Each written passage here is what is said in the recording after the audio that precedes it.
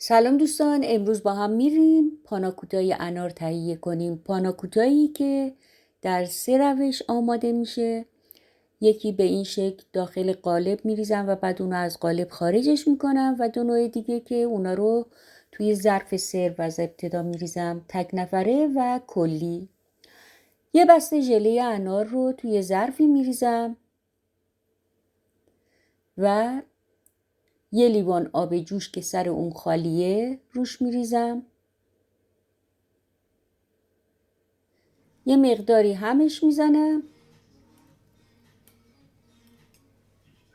و لیوان دوم آب جوش رو روی اون میریزم.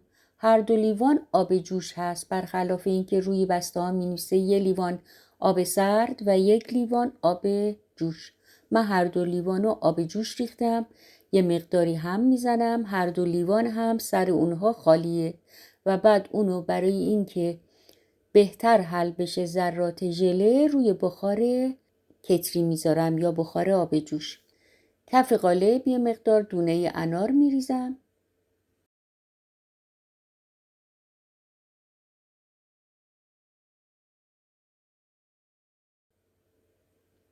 و به این شکل آمادش میکنم. برای دسر کلی هم این ظرف رو در نظر گرفتم که میخوام یه مقداری به صورت کج یا اوریب یا شیب باشه دسرمون.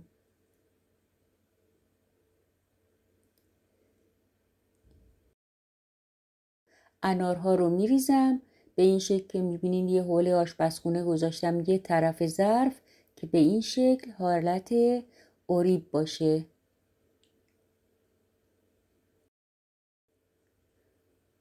بعد ژله آماده شده رو روی اونها میریزم. توی قالب جوری میریزم که دونه های انار معلق نشن توی ژله. اونقدری باید ژله بریزین که فقط تا سطح انار بیاد و بیشتر از اون نباشه.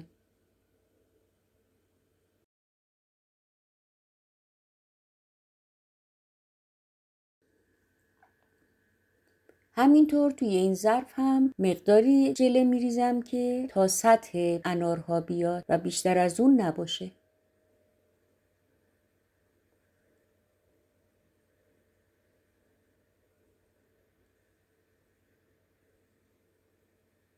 و بعد اونا رو توی یخچال میذارم.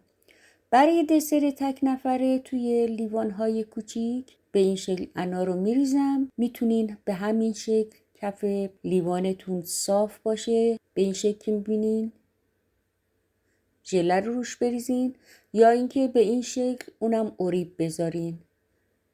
برای اوریب گذاشتن باز از دستمال و ظرف استفاده میکنم و بعد اینم توی یخچال میذارم تا کاملا ببنده.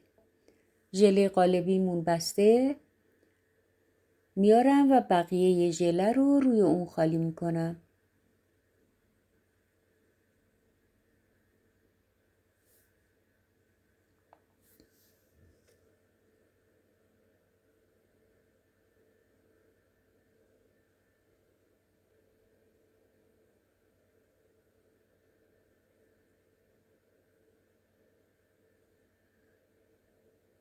حالا قالب رو توی یخچال میذارم تا کاملا ببنده.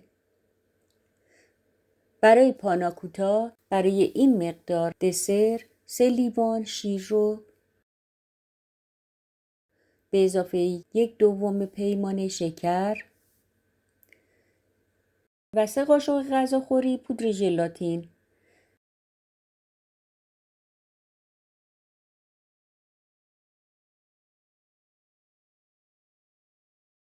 حالا یه مقداری با هم مخلوطشون میکنم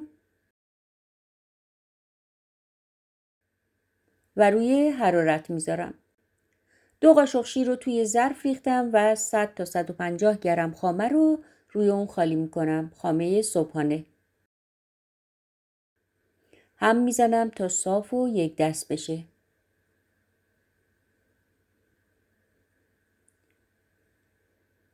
این خامه رو میخوایم با اون شیر مخلوطش کنیم که روی حرارته و اگر اینجوری صافش نکنیم خوب حل نمیشه توی شیر، چون شیر رو نمیخوایم بذاریم جوش بیاد. شیر روی حرارته و فقط در حدی که شکر حل بشه و پودر ژلاتین حل بشه شیر رو روی حرارت میذاریم تا گرم بشه. حالا یه مقدار دیگه شیر داخل خامه ریختم، هم میزنم تا بازم رقیق تر بشه.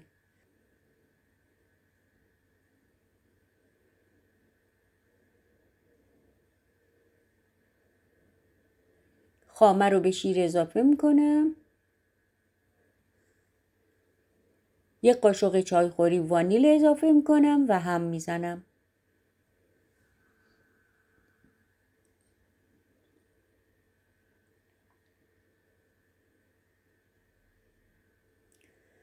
حالا قبل از اینکه شیرمون جوش بیاد اون از روی حرارت بر میدارم و میذارم تا خنک بشه. قالب رو از یخچال خارج میکنم و روی اونو از مایه پاناکوتا میریزم.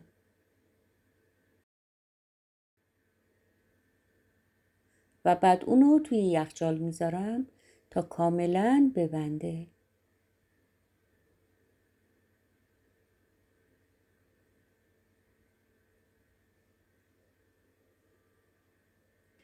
این دوتا ژلمونم از یخچال خارج کردم. ببینین به شکل اوریب توی ظرف ها بسته. حالا از مایه پاناکوتا هم روی اونها میریزم. این دسرها خیلی زیبا و شیک هستن و خیلی هم ساده تهیه میشن.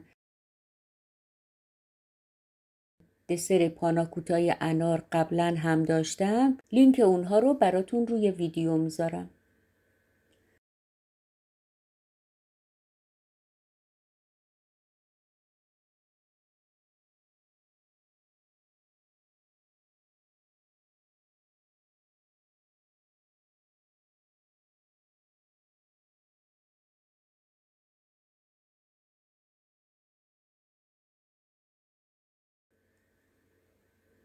حالا اینا رو هم توی یخچال میذارم تا کاملا ببندن. دست کم باید برای 3 تا 4 ساعت داخل یخچال بمونن. بعد از گذشت 5 ساعت دسرها رو از یخچال خارج میکنم.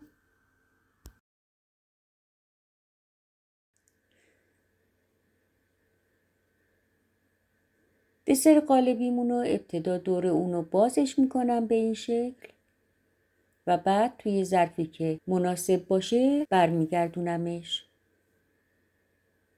ببینین دسرهامون آماده شده و روی اونها رو هم با انار تزیین کردم. دوستان عزیز، خدا نگهدارتون.